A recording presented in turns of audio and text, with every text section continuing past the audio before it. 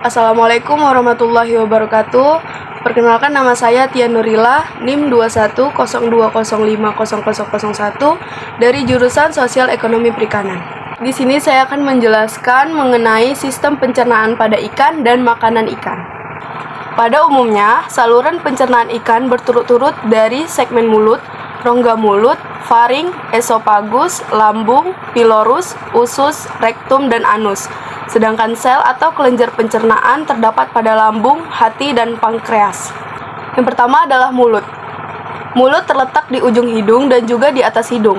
Di sekitar bibir pada beberapa ikan berperan sebagai alat peraba atau pendeteksi makanan. Posisi mulut pada ikan sebenarnya sangat bervariasi di setiap jenis ikan. Hal ini sangat tergantung dari kebiasaan memakan ikan. Jadi, fungsi mulut adalah sebagai alat untuk memasukkan makanan. Yang kedua adalah rongga mulut. Pada bagian belakang mulut terdapat ruang yang disebut rongga mulut. Rongga mulut berhubungan langsung dengan faring. Secara anatomis, organ rongga mulut terdiri adalah gigi, lidah, dan organ palatin. Fungsi utama dalam rongga mulut adalah mempermudahkan masuknya makanan dan terdapat organ pengecap yang berfungsi menyeleksi makanan. Yang ketiga adalah farings.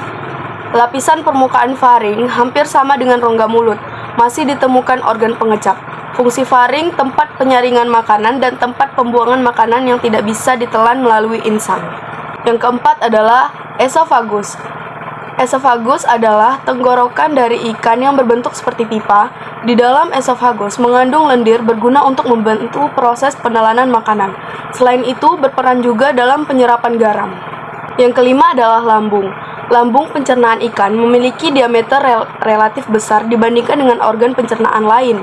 Besar ukuran lambung berkaitan dengan fungsinya sebagai penampung makanan. Pada ikan yang tidak memiliki lambung digantikan oleh usus depan yang dimodifikasi menjadi kantong yang membesar. Jadi, fungsi utama lambung adalah tempat penampungan makanan dan tempat pelindung dinding lambung dari asam klorida. Yang keenam adalah pilorus. Pilorus terletak di antara lambung dan usus depan. Pilorus memiliki ukuran kecil atau menyempit. Fungsi utama pilorus sebagai pengatur pengeluaran makanan dari lambung ke usus. Yang ketujuh adalah usus. Usus merupakan organ yang terpanjang dari saluran pencernaan. Usus tersusun dari beberapa lapisan sel epitel dan otot. Anatomi usus ikan hampir sama dengan vertebrata daratan. Di dalam usus akan diekskresikan enzim-enzim pencernaan dari pankreas. Fungsi utama usus adalah tempat penyerapan nutrisi makanan yang terjadi di sepanjang dinding usus halus, dan zat makanan yang tidak dicerna akan diteruskan ke rektum untuk dibuang melalui anus. Yang kedelapan adalah rektum. Rektum merupakan saluran pencernaan terujung. Secara anatomi, sulit untuk membedakan batas antara usus dengan rektum. Namun secara histologis, batas antara kedua tersebut dapat dibedakan berdasarkan katup rektum. Rektum berfungsi dalam penyerapan air dan ion. Yang terakhir adalah anus. Anus adalah ujung dari saluran pencernaan. Pada ikan sejati, anus terletak di sebelah depan saluran genital.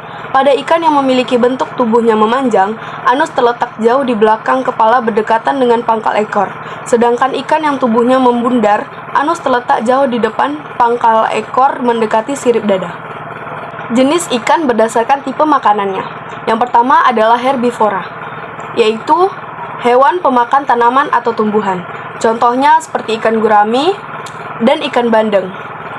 Yang kedua adalah karnivora, yaitu hewan pemakan daging. Contohnya seperti ikan lele, ikan gabus, ikan piranha, dan ikan kerapu. Yang ketiga adalah omnivora, yaitu hewan pemakan segala makanan. Contohnya ikan nila, patin, dan kakap. Selanjutnya adalah ikan pemakan plankton. Ikan golongan ini sepanjang hidupnya selalu memakan plankton, baik fitoplankton ataupun zooplankton, misalnya ikan terbang dan ikan cucut. Selanjutnya ada ikan pemakan detritus. Ikan golongan ini sumber makanannya berasal dari sisa-sisa hancuran bahan organik yang telah membusuk di dalam air, baik yang berasal dari tumbuhan maupun hewan. Sekian video dari saya tutup. Assalamualaikum warahmatullahi wabarakatuh.